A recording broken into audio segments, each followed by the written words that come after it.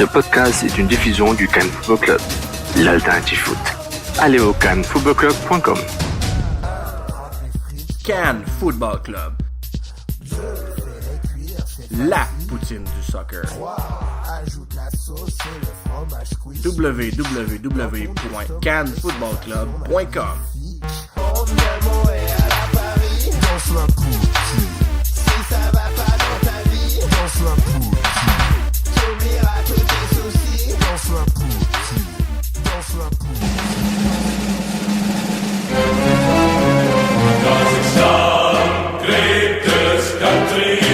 Vous écoutez Sport, Borat et Rock'n'Roll.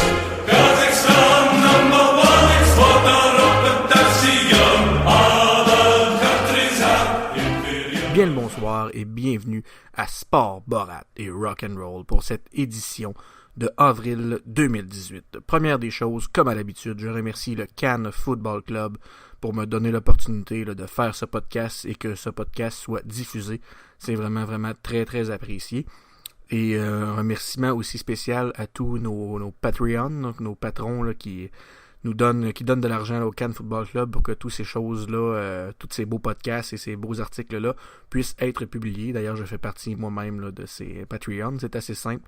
C'est des paiements par mois, donc ça passe dans le beurre. C'est vraiment facile à faire et vous encouragez vraiment quelque chose de très, très, très bien. Il y a vraiment des podcasts là, excellents à écouter, là, que ce soit Couscous Péripéri avec Sofiane et Nilton, que ce soit Lopo Avendano avec Fred Lopo et Alec Avendano, et maintenant la nouvelle émission aussi là, de Julien. Il me semble que c'est ça en tout cas, là, donc les matchs en main, je ne sais pas si c'est un clin d'œil là, aux fameux matchs en main dont font souvent référence Nilton et Sofiane, et aussi le MLS Africa Plus là, de Mathieu Lemay. Donc toutes des belles choses que vous encouragez lorsque vous devenez un patron. Aujourd'hui à l'émission, vraiment j'ai une tonne de stock, mais je sais vraiment pas par où commencer en fait.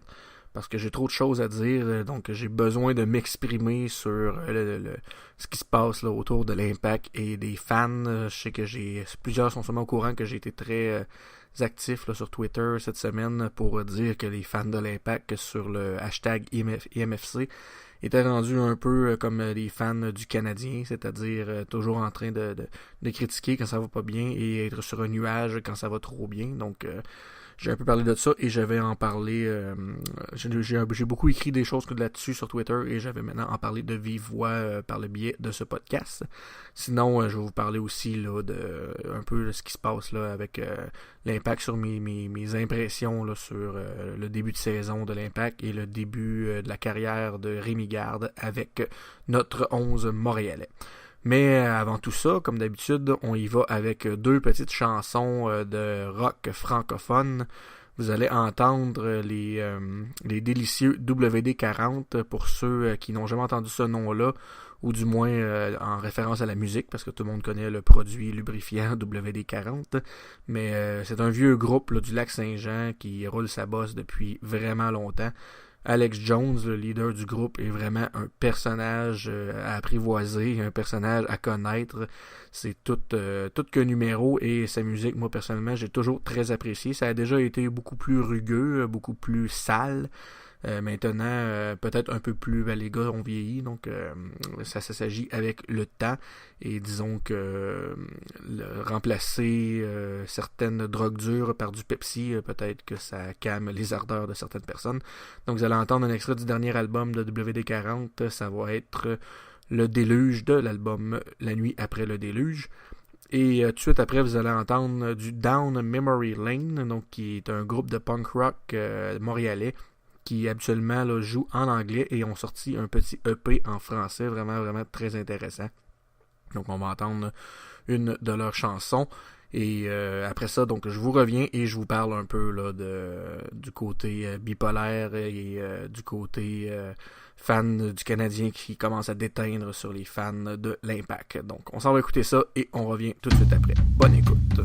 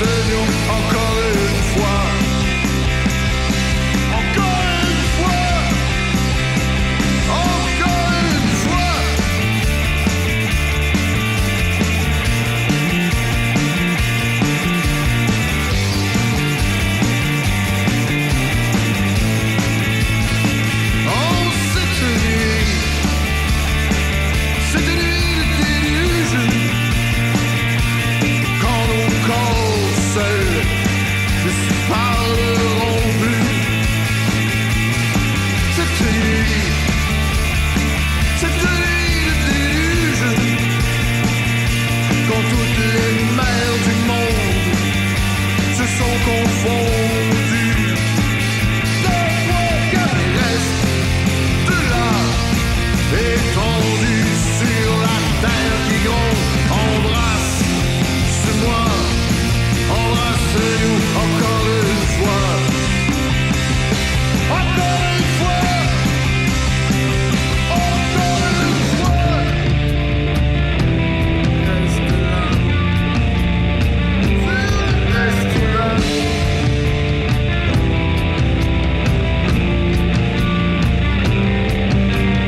Reste étendu dans mes bras, aux portes de la fin de la terre. Reste étendu, reste là, sur la terre. Cette nuit de déluge, à l'emboulement, se sont répandus, anéantis, devant tout ce déluge. Nos corps assouvis pleureront nos vécus. Tu l'as étendu sur la terre qui gronde. Embrasse-moi, embrasse-nous encore une fois. Encore une fois, encore une fois.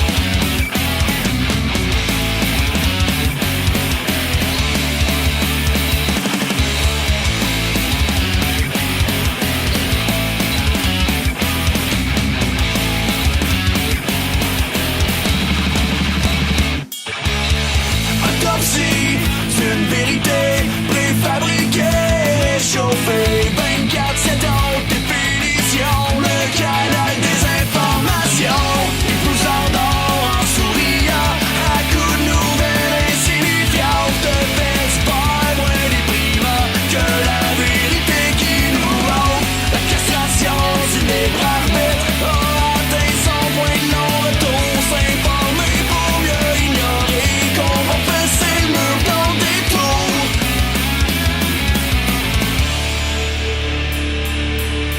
Quand t'as besoin de ton cellulaire pour te dire ce que tu dois penser, pour forger ta propre opinion sur les vrais enjeux planétaires. C'est pathétique de devoir aller aveuglé par tes convictions. Pourquoi la mondialisation, c'est une bonne réponse à côté.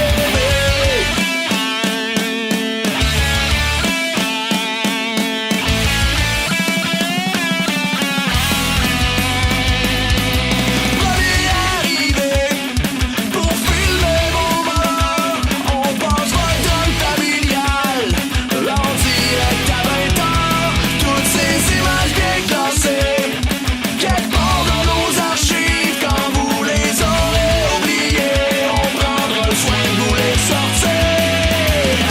Gang d'analystes du non-sens, insulte commune à notre intelligence. 24/7 haute définition, le canal des informations. Il vous endort en souriant à coups de nouvelles insignifiantes. De faits pas moins déprimants que la vérité qui nous hante. La castration du libre arbitre a atteint son point de non-retour. S'informer pour mieux ignorer qu'on va passer le mur dans des tours. On peut pas changer le monde avec des vidéos de chats. Alors, bienvenue à Sport, Borat et Rock'n'Roll. Ce que vous venez tout juste d'entendre, c'était donc Down Memory Lane avec la chanson Canal des informations du EP Vice Caché. Et tout de suite avant ça, c'était les vénérables WD-40 avec la chanson Le Déluge. Donc, allons dans le vif du sujet tout de suite. Ce qui m'a fait me sortir de mes gonds cette semaine, c'est la réaction des gens sur Twitter face à la 4e défaite de l'Impact en 6 matchs. Mettons les choses en contexte un peu. je crois qu'on est un peu tous d'accord là, que l'Impact est en reconstruction. Donc l'année passée, je crois que l'Impact a frappé un mur à pleine vitesse parce que on avait connu des très bons moments les autres années, que ce soit la finale de la Coupe des Champions, ensuite Didier Drogba, on est allé en demi-finale, on était à un but de se rendre en finale, si on veut, là, face au Toronto FC. Et après ça, là, on a eu une année dégueulasse l'année passée et tout le monde disait que finalement, Mauro Biello, l'entraîneur, avait été un peu chanceux d'avoir Didier Drogba dans son équipe. C'est ce qui avait fait là, que l'Impact avait surfé sur des aussi bons résultats, ce que je ne suis pas du tout en désaccord. Et là, donc l'Impact a connu une saison dégueu l'année passée et on sentait vraiment là, la fin d'un cycle avec tout ça. Et on connaît l'histoire, là, le propriétaire Joey Saputo a décidé de tourner la roue, de mettre dehors là, son très bon ami Moreau et de donner les pleins pouvoirs à un entraîneur français, pas le plus reconnu, mais quand même un entraîneur là, avec une bonne renommée, qui est du nom de Rémi Garde, comme vous le savez, et lui a donné donc les rênes autant là, du coaching que de la sélection de ses adjoints, que aussi là, de la sélection là, de ses joueurs dans la limite du possible. Et c'est là que le bas blesse, à mon avis, c'est que faut pas oublier la limite du possible.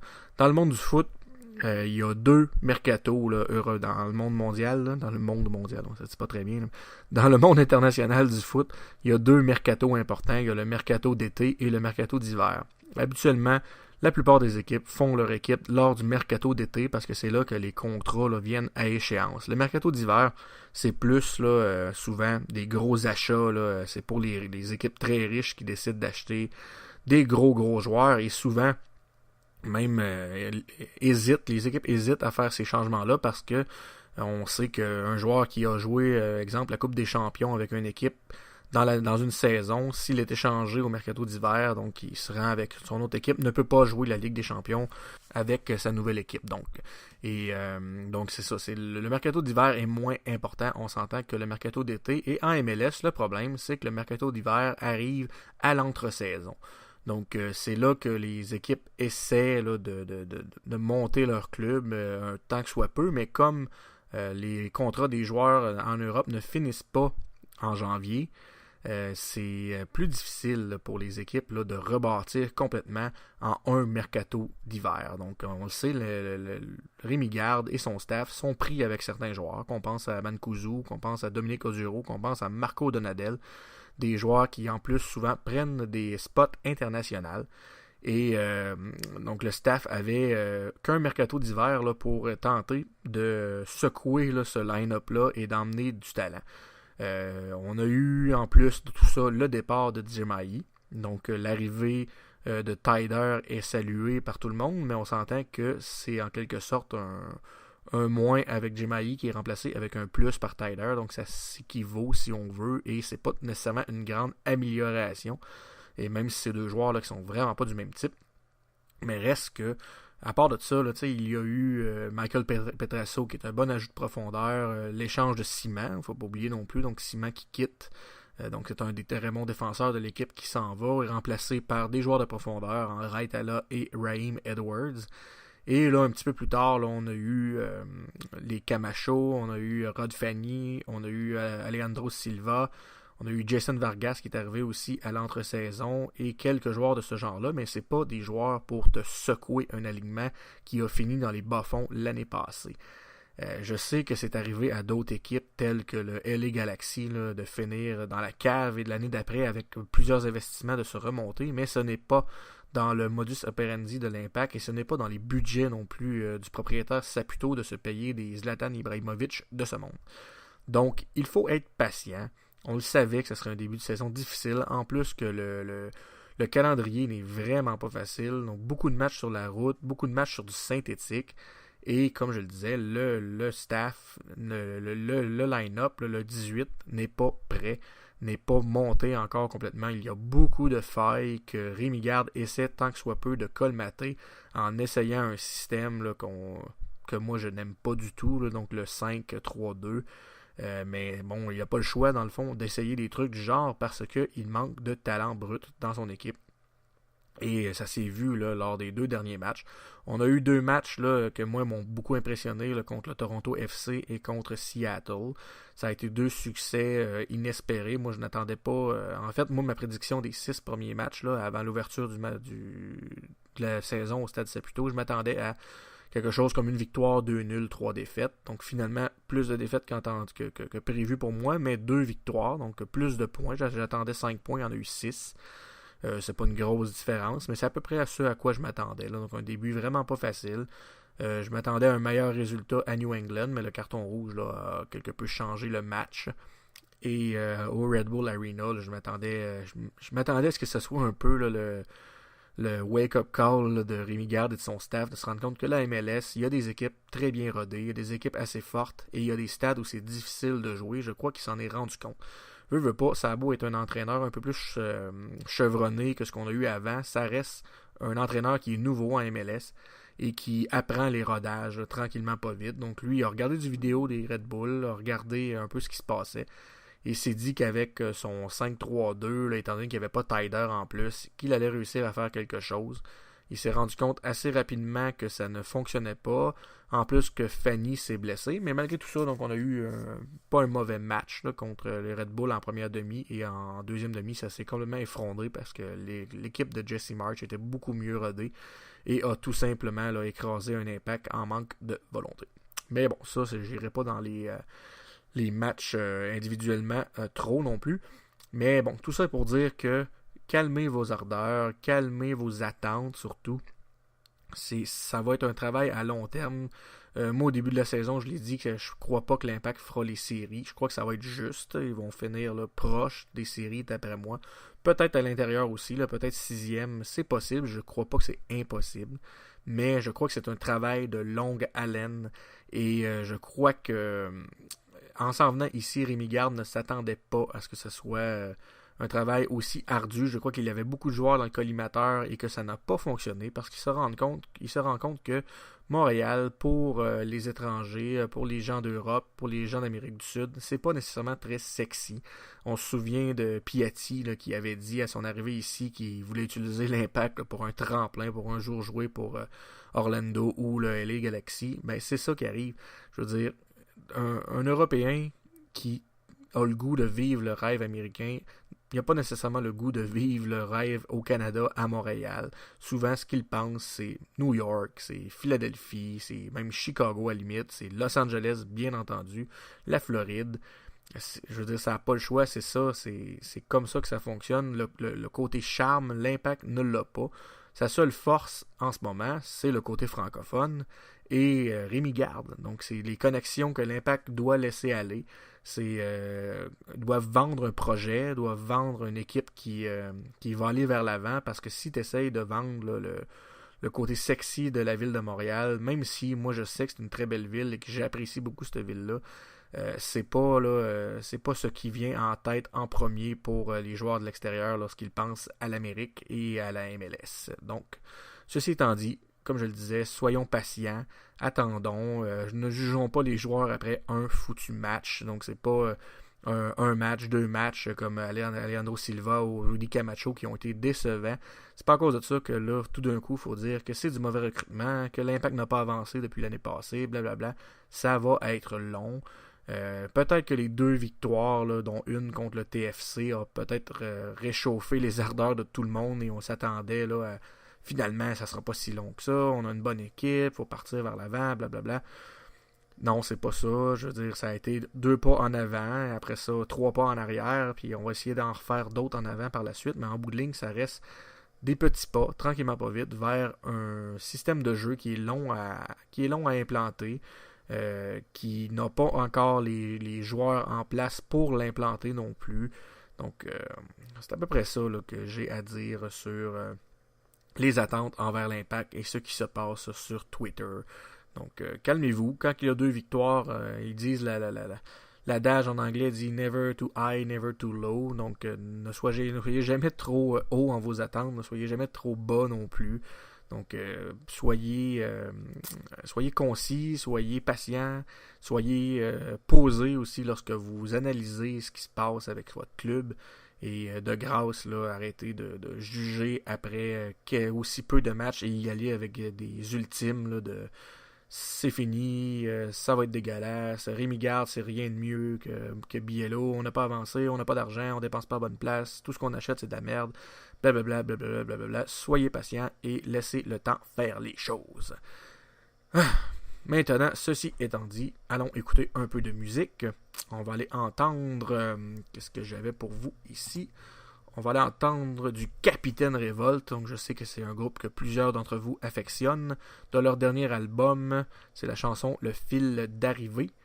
Et ensuite, on va entendre du Octoplot, un groupe de stoner rock de Montréal que moi j'apprécie beaucoup. Qui peut nous faire penser là, à les grands groupes là, de stoner rock de ce monde, là, qu'on pense à Metz, qu'on pense à... J'ai un blanc en ce moment, ça me tente pas de chercher plus loin dans ma mémoire, mais bon, vous savez c'est quoi du stoner rock, et voyons, des fois ce groupe-là, d'ailleurs, là, ça me rappelle, ce groupe-là me fait penser parfois à du Converge aussi, donc ça peut être très trash, et ça peut être, ça passe là, parfois du hardcore là, au rock plus planant. Je me rentre mal dans mes mots, donc on s'en va écouter du rock, ça va me faire du bien, ça va me refocuser, et après ça, je vous reviens avec un autre petit segment. Bonne écoute.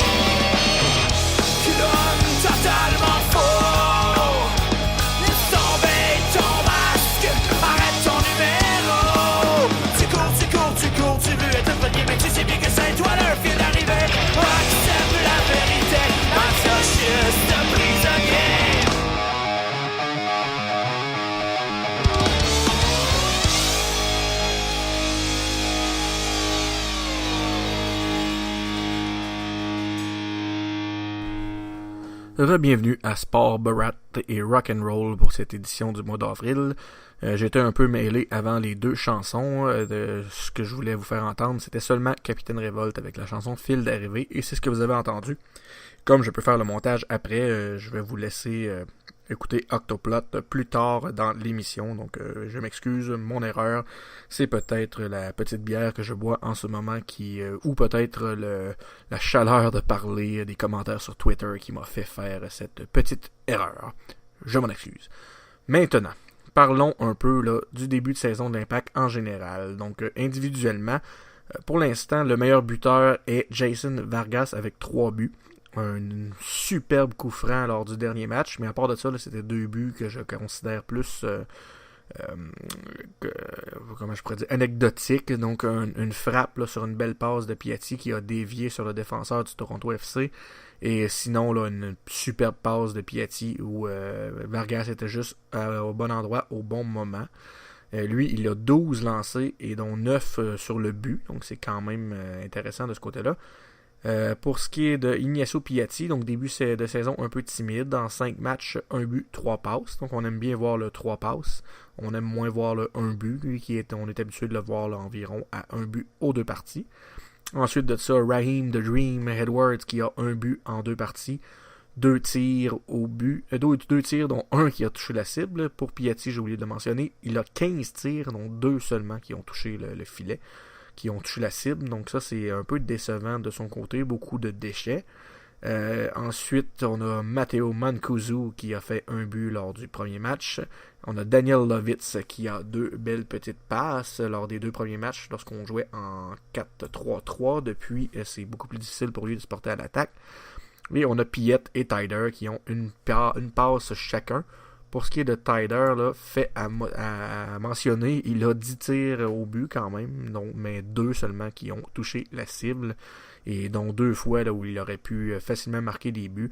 Lorsqu'il a retrouvé son GPS qui le mène vers le but, là, ça va devenir très intéressant pour Saphir, et je crois que le petit break du carton rouge, même si on l'aurait vraiment pris là, sur le terrain à New York, je crois que ça va lui faire du bien, ce petit break-là, lui qui est allé, qui a fait beaucoup de chemin là, en voyageant pour aller avec l'Algérie, même s'il n'a pas joué là-bas. C'est beaucoup de frustration pour lui, donc peut-être aussi là, que ça va faire descendre un peu la vapeur dans sa tête, et qu'il va être capable de nous offrir du encore meilleur foot, même si on a vu là, à quel point là, son absence nous faisait mal.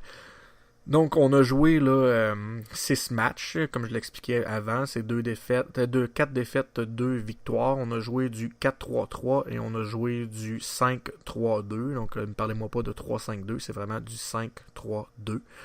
5-3-2 qui nous a permis d'aller chercher 2 victoires, mais qui nous a aussi donné 2 défaites, et les 2 défaites sont les plus récentes. Donc je crois que ça en est terminé pour l'instant de ce schéma tactique. Moi je vois au prochain match là, un retour à un 4-2-3-1 ou un 4-3-3, là, c'est selon, ça peut tellement se ressembler là, comme schéma. Je vois en défense à gauche, je crois que Lovitz va commencer là, face au LAFC. Je crois qu'en défense centrale, ce sera Camacho et Cabrera. Et à droite, ce sera soit Petrasso ou notre ami Duval, dépendant là, de l'état de santé de Petrasso. Si on y va en 4-2-3-1, là, donc le 2 va être Piet et Tyder. Et j'ai bien l'impression là, qu'au milieu de terrain, on va mettre Vargas comme milieu offensif, au milieu de Piatti à gauche et de Silva à droite. Et en pointe, là, j'appréhende que ce sera Matteo Mancuso qui va débuter ce match-là. J'espère personnellement que ça va être Jackson Hamel, parce que je crois qu'il le mérite amplement, mais bon, j'ai l'impression là, qu'il n'est pas dans les très bonnes grâces de notre ami Rémi Garde. Donc c'est à peu près à ça que je m'attends. Et je crois que pour le moment, là, avec les quelques blessés, c'est le meilleur 11 là, qu'on pourrait avoir sur le terrain.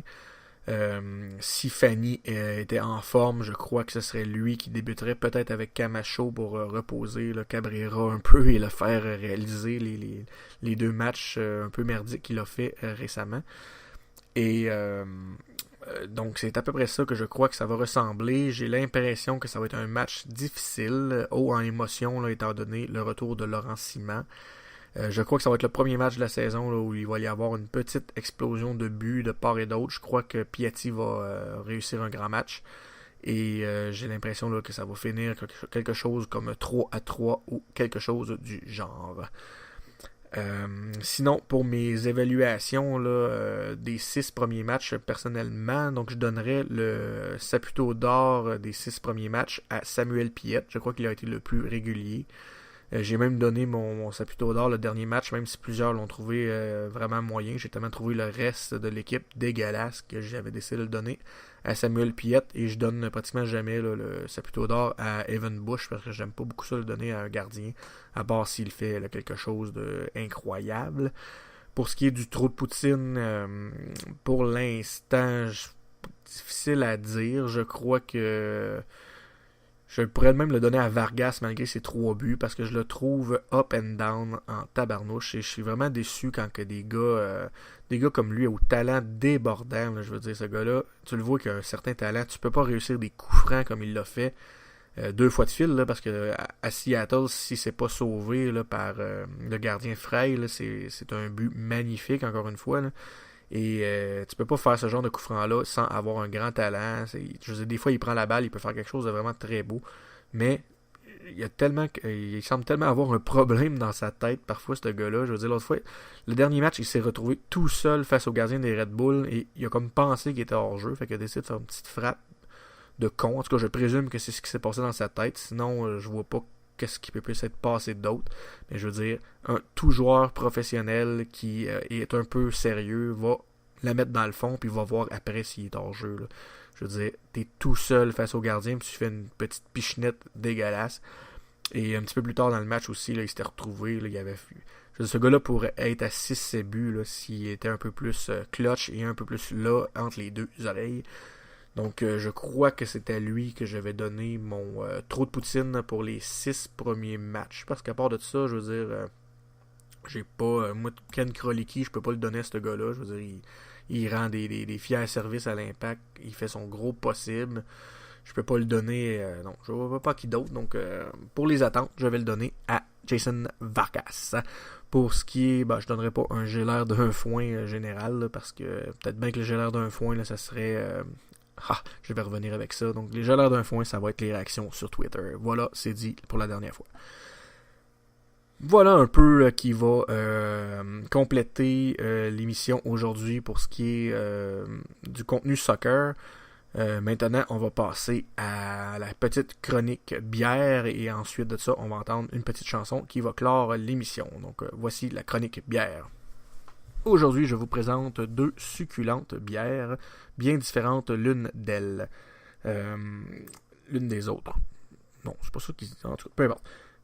Aujourd'hui, je vous présente la petite cocotte de la microbrasserie à l'affût à Saint-Tite. Donc, c'est une session IPA au houblon, Citra, Simcoe, Azaka et Golden Hop.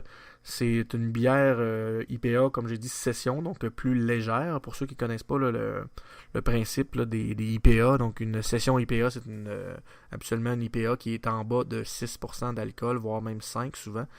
Une IPA normale, souvent, va se tenir entre 5 et 7, et une double IPA, là, souvent, va tomber dans le 8 et plus, parfois 7, dépendamment, mais ça ressemble souvent à 8 et plus de pourcentage d'alcool, bien entendu. Donc là, on parle d'une session, donc une bonne bière là, à houblonner, à prendre en milieu de semaine, parce que c'est pas trop fort en alcool. Je crois que celle-là, c'est un petit 4,5%, si je me souviens bien. Ça ressemble pas mal à ça, et c'est vraiment une bonne bière, une bonne amertume, un bon goût rafraîchissant, un petit goût de pain frais, je dirais, là, en y goûtant, là, qui fait que ça donne une petite envie de revenez-y. Et j'ai trouvé le pourcentage d'alcool, il est même à 3,8, donc c'est quand même très léger. Ensuite, une bière surprenante, la Shelton Blonde Espresso. Donc Shelton, qui est une microbrasserie de Montréal qui brasse chez Hochelag. Et ils nous ont sorti là, vraiment des produits d'exception jusqu'à maintenant, qu'on pense à leur New England IPA qui est vraiment bonne. Leur Stout Impérial est vraiment excellente. Ils ont une session houblonnée qui est vraiment très bonne aussi. Et là, cette fois-ci, c'est surprenant, une blonde espresso. Donc, c'est une bière blonde avec une petite touche de café et de vanille. Donc, des saveurs qu'habituellement on retrouve là, dans les stouts ou même dans les brown ale. Mais là, cette fois-ci, dans une blonde. Et vraiment, là, le résultat est épatant. C'est vraiment, vraiment bon. Ça descend, là. Je serais capable d'en boire plusieurs assez facilement. Et ça se chiffre à 4,7% d'alcool. Un IBU de 20, donc pas très amer. Mais vraiment, là, une bonne bière, très peintable. Et vraiment, vraiment, là... un coup de cœur, c'est vraiment très bon. Une super belle bouteille brune et beige comme le magnifique costume de Borat. Donc c'est peut-être ça qui m'a charmé avec cette bonne boisson alcoolisée. Et maintenant, terminons l'émission en musique avec, comme je l'avais parlé tantôt, Octoplot qui font dans le stoner rock qui passe parfois au hardcore. Donc on ne retombera pas dans les détails. Mais cette fois, c'est la chanson Héros ou Ennemi qui est peut-être la plus accessible de leur dernier album, le Démon Normal. Il y a des tunes là-dessus là, que c'est carrément trash et que plusieurs d'entre vous là, pourraient se faire dresser les poils là, sur les bras. Mais cette chanson-là, là, c'est quand même plutôt pop, plutôt très écoutable. Donc, je vous laisse juger par vous-même et nous, on se dit à dans peut-être un mois. Donc, je ne veux pas donner de date parce que c'est pas facile pour moi là, de donner des dates précises où je peux faire mes émissions, étant donné, pour ceux qui ne le savent pas, j'ai 5 enfants à la maison, dont un petit bébé. Et donc, c'est difficile pour moi là, de trouver le bon temps pour enregistrer tout ça, trouver le moment silencieux. D'ailleurs, vous avez peut-être entendu des bruits... au travers, en arrière de moi, j'essaie d'aller dans l'endroit le plus calme de la maison, mais c'est pas toujours facile. Donc, c'est ça qui est ça. J'ai fini de me lamenter. Je vous dis dans à peu près un mois pour l'édition du mois de mai. Donc, je vais essayer d'environ 5 à 6 matchs peut-être, là, pour y aller par tranche de 5 à 6 matchs. Et donc, c'est ça. Je m'affarme, puis on s'en reparle dans un mois et on s'en va écouter du Octoplot, Héros ou Ennemi.